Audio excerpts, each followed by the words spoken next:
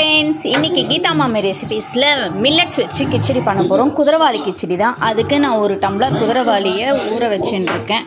தேவையான பொருட்கள், நமக்கு தேவையான காய்கறி போட்டுக்கலாம். வெங்காயம் 2, பூண்டு, இஞ்சி, பச்சை மிளகாய், தக்காளி பழம், கேரட்டு, இதுதான் இதுக்கு தேவையானது. முதல்ல ஒரு குக்கரில் எண்ணெய், நெய் ரெண்டும் சேர்ந்து விட்டுக்கலாம்.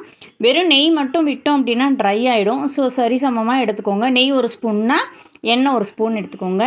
கடுகு 1/4 டீஸ்பூன் போட்டு நல்லா பொரியட்டும். அது கூடவே கடலைப்பருப்பு, உளுத்தம்பருப்பு செவக்க இருக்கணும்.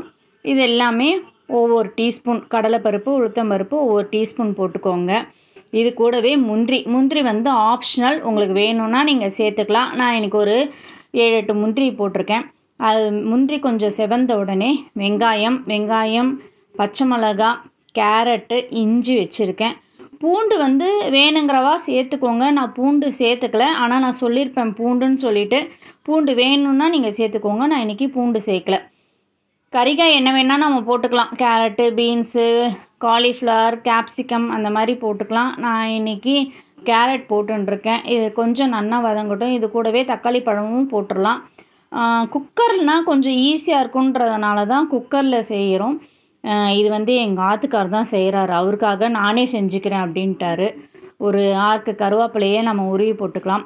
கூடவே ஒரு 1/4 டீஸ்பூன் மஞ்சப்பொடி போட்டுண்டாச்சு. தேவையான அளவு உப்பு போட்டுக்கோங்க. உப்பு சேர்த்துட்டு எவ்வளோ கூட குறை இருந்ததுன்னா நம்ம இது பண்ணுங்கள். 1 டம்ளர் அரிசிக்கு 3 டம்ளர் தண்ணி சேர்த்துக்கலாம். நான் இன்றைக்கி 3 டம்ளர் தண்ணி சேர்த்துண்டாச்சு.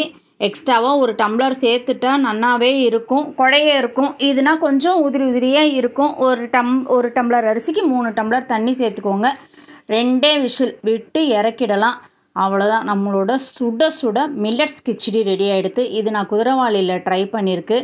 சாப்பிட அவ்வளோ பிரமாதமாக இருந்தது. நீங்கள் ட்ரை பண்ணி பாருங்கள். ட்ரை பண்ணி பார்த்துட்டு எப்படி இருந்ததுன்னு எனக்கு கமெண்ட் பண்ணுங்கள். இந்த வீடியோ பிடிச்சிருந்தா லைக் பண்ணுங்கள், ஷேர் பண்ணுங்கள். மறக்காமல் கீதா மாமி ரெசிபீஸ்க்கு சப்ஸ்கிரைப் பண்ணிவிடுங்க. தேங்க்ஸ் ஃபார் வாட்சிங். இன்னும் நிறையா ஹெல்த்தி ரெசிபீஸ்லாம் நான் என்னோடய வீடியோவில் நெக்ஸ்ட் அப்லோட் பண்ணுறேன். மறக்காமல் நீங்கள் எனக்கு தொடர்ந்து பார்த்து சப்போர்ட் பண்ணணும். பாய்.